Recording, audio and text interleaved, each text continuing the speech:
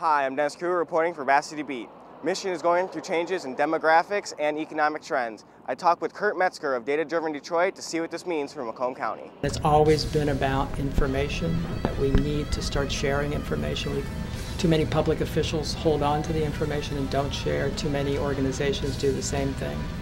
And now with internet and now with the opportunity to access data, we feel that the public needs more information, needs better information to make better decisions. Our job is, or we feel, is to bring information out to public, make it available, try to get behind the scenes of cities and villages, townships, counties, states that keep information. We kind of keep it behind closed doors. We want to bring it out. We feel that people need to have information to make better decisions.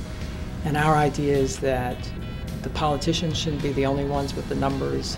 The community should have those numbers. The planning department did a great study some years back on issues around the aging population. What does that mean for services? What does that mean for infrastructure needs? How do communities deal with that? Right now, because it's the beginning of this term, we're having departments come in and give an overview of their services, their funding sources, and see what kind of issues will be coming forth over the year.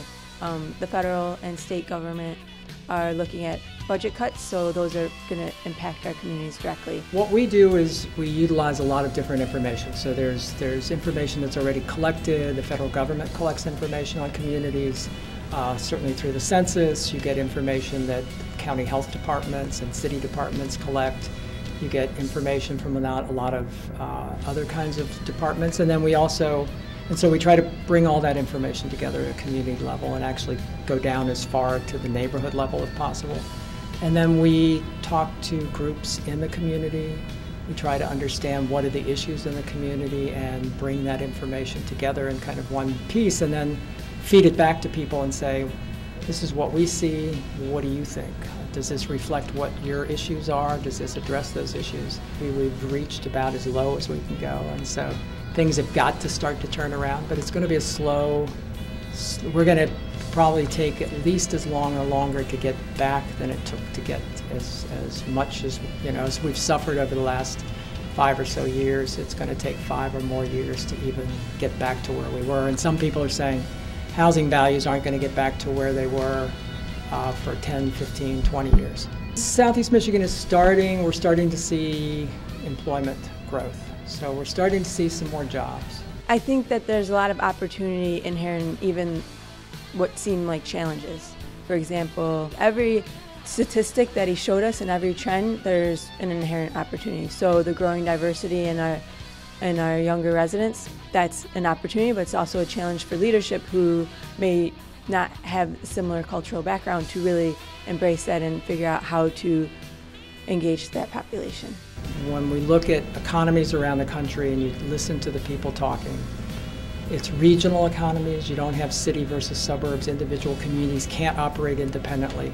We have to start looking at Macomb and Oakland and Wayne County working together with Washtenaw County and St. Clair. And this is one big area that we've got to start figuring out how do we combine resources. I think it's important that we continue to learn, so bringing in more of our frontline service providers, for example, the Homeless Coalition or